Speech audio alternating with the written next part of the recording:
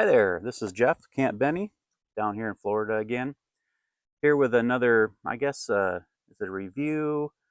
think more of this one's more of an opinion, actually, in this time. So we're still in our downtime as far as hunting goes, but I think turkey season is ramping up there in Michigan. So that's going on. I think Ben's taking full advantage of that, the spring turkey. But as for myself down here in Florida, not so much. So I had some free time. So I was thinking, what I'd like to do another video on, and I was thinking probably my favorite deer cartridge. I think it's one of the best deer cartridges out there now for deer, that is. And when I'm talking about deer cartridges, I'm talking deer size game. So that's whitetail, antelope, mule deer, and blacktail. So you know your 150, 200 poundish animal, at least what I see out there in the woods. I'm sure there's bigger.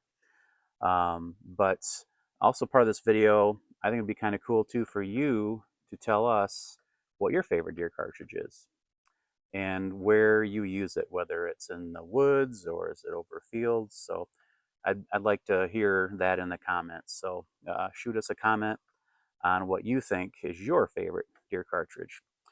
But basically, my history is 14, Nuevo County, first deer season. My first deer rifle I went out in the woods with was a Winchester lever action, but in a 32 special, not the 30-30.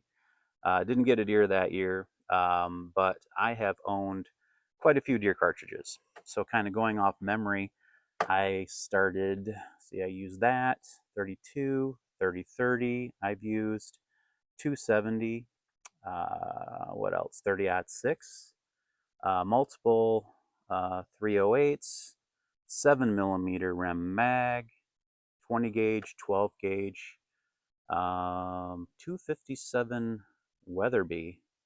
Use that as well.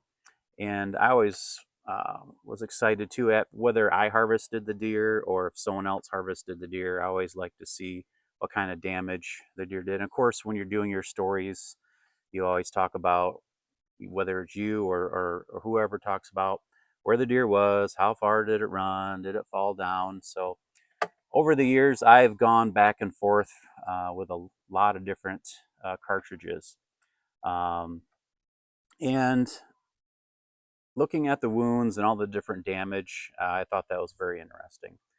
And so what my favorite cartridges really starts with this cartridge. This is the 308 Winchester.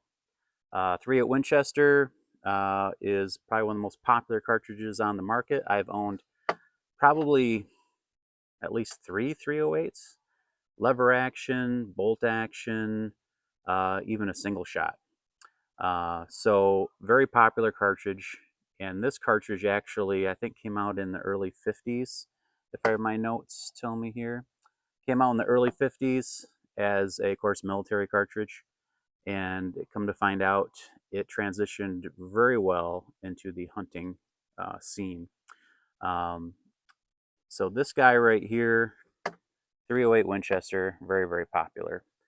And it had a couple kids. So a couple years later, some guys sat around and said, you know what, this 308 cartridge would be really cool if we were to neck it down to a smaller rim and maybe a 6mm. And then they said, I bet you that cartridge would shoot really fast and really flat. So I think a few years later, they did do that. They necked it down to a 6mm, but more commonly known as a 243. And if you've watched any of the Camp Benny videos, I have used the 243 pretty extensively. But starting out, it wasn't going to be my main deer rifle. So I had these other cartridges, 270s, 308s, and I picked up a 243 from my father-in-law, mainly as a backup and as a predator or more of a secondary gun, basically. But as luck would have it, over the years when I was deer hunting, it just seemed the deer would walk out when I happened to have the 243. And pretty much every deer that I shot with the 243, I think the longest deer ran was 50 yards, and most of them pretty much dropped in their tracks or within 20 yards. They just fell over. And more, I kept on just picking up the 243 and taking it out because it was so effective. Put the bullet where it's supposed to go, and the deer fell over. So uh, that was how I kind of ended up sticking with the 243. And the 243 has had a lot of competitors out there. If you look back at history, you had the 250 Savage, 257 Roberts, which my grandfather thought was one of the best deer cartridges out there. 25-06. At close to the same time, Remington came out with a 244 Remington. Never really went anywhere, kind of died off. 260 Remington, and more recent, the 6mm Creedmoor, the little brother to the 6.5, that's all the craze right now. But here we are with the 243, and it's still out there. In my opinion, I believe this is really the best deer cartridge. And I'm going to give you a couple of reasons. Performance. So this guy right here, if I pull out this box of the Federal Fusion, which is my favorite hunting bullet, at the muzzle you've got 2980, energy 1873.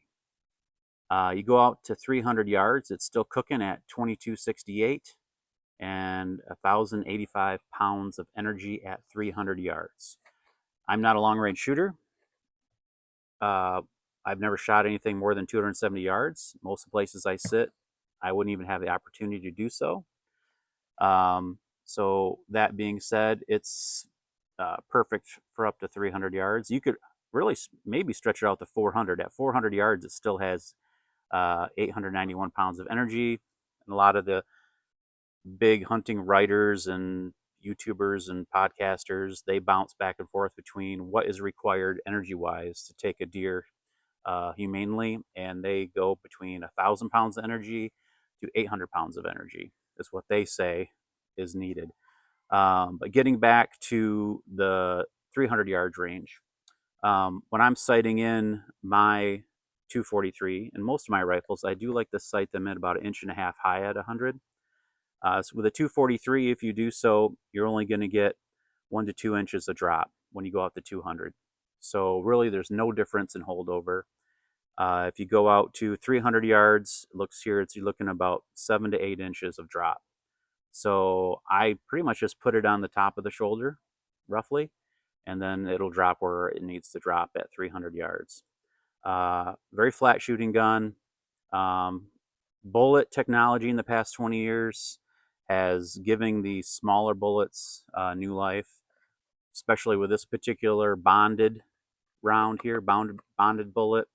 Holds together, very good penetration, very good performance. I've seen videos where this particular bullet expanded, all three bullets expanded from the 243 size all the way up to 0.61 in gel. So that's pretty impressive. And it held 97% of its mass after they pulled it out of the gel. So with this bonded bullet, you can take these smaller cartridges and they will just penetrate. And there's been guys who have, I wouldn't obviously recommend it, but I mean, this isn't a caribou gun. This isn't really an elk gun, but I've heard stories of people killing an elk with a 243. Definitely not my first choice, but it has done it. So performance-wise, very flat shooting. And when the guys designed it, it did exactly what they were thinking it was going to do. The other big advantage of this particular caliber, much like the 270 or the 30-06, 308, is availability. So you go on to Midway USA, Cabela's, Bass Pro, you type in 243 ammo, you are going to have a ton of options of ammunition. You drive up to Escanaba, you go into a Circle K, you're probably going to find 243, 270, 308, 30-06 on the shelf, probably in a Winchester white box on the shelf. So availability is everywhere. Recoil, you're talking about 11 pounds of recoil with this. Compare it to the 308. I think it's in the 20 to 21 pounds. So recoil is far less. So if you go to the range and you're shooting, if you can shoot 60 rounds of this versus 60 rounds of this, your shoulder is going to definitely be a big difference. And I believe the more you shoot, the better you shoot. So again, the 243. Uh, Again, deer size game. In my opinion, dead is dead. I've shot them both. Both my deer with the 308 versus the 243 or the .6. If you put the bullet where it's supposed to go, I don't see much difference, me personally. Again, deer size game. Uh, Deer size game on this. If you wanted to go down to a smaller bullet, which I believe you can get in the 243, like a 50, 60 grain bullet, that'll get you a speed close to 22, 250 and the high three, like 3,800 feet per second. So very, very fast, very, very flat. So that was one of the reasons why I bought it. I bought this one so I could pretty much go deer and smaller, and then I had my larger 30 caliber where I could go deer and larger. So it was a good combo between those two. So with me, again, I just kept on grabbing the 243, and it pretty much did the job. If I did my job, it did its job. Uh, and I'm like, why go any bigger? So I hardly ever use my 308. But I guess if I ever had opportunity to go out west where bigger game, you could do so. If I was going to go bear, I'd probably obviously gravitate to the 308 or the 450 Bushmaster as well, which we have that as well. That would do a fantastic job on bear. If I wanted to go to moose, 308 would, what I've been told is, would do very well with the right bullet for moose. So, but getting back to the deer size game, to me, the 243 is where it's at. One of the examples of the firearms that I use would be this guy right here. This is a Browning X-Bolt. I'm a big Browning guy, as you can see by the hat. I've owned lots of Brownings, lever actions, bolt actions, semi-autos. I've gravitated towards the X-Bolt. It's very, very light, very, very handy. Like I mentioned before, very smooth action, very light, extremely well balanced. Again, it's a Browning, so quality is right on par with what you normally see with the Browning firearms. Synthetic stock, so you don't have to worry about scratching it up. It's a matte bluing. It even has a threaded barrel. It actually comes with a flash, I think flash hider or something like that, but I took that off and just put the cap on. It threads on, like so. I really don't need that. Magazine wise, like my other X-Bolt, is polymer. And the cool thing is, my other X-Bolt is a 308, and being this is a 243, they use the same magazines, are interchangeable. So that's pretty handy with these guys. Magazines right flush, which I always like because I always like to carry it right there in front of the trigger guard. All metal. Trigger guard is all metal as well, it's not plastic or polymer. It has a safety mechanism in there where you have it on safe, locks the bolt, but it has a little button up here, which you press that down and you could do a little check if you wanted to, right there in the chamber.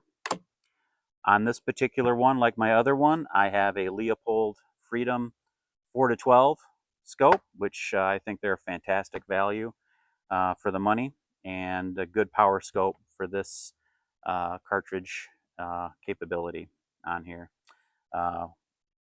Like I said, the trigger's just fantastic on this thing.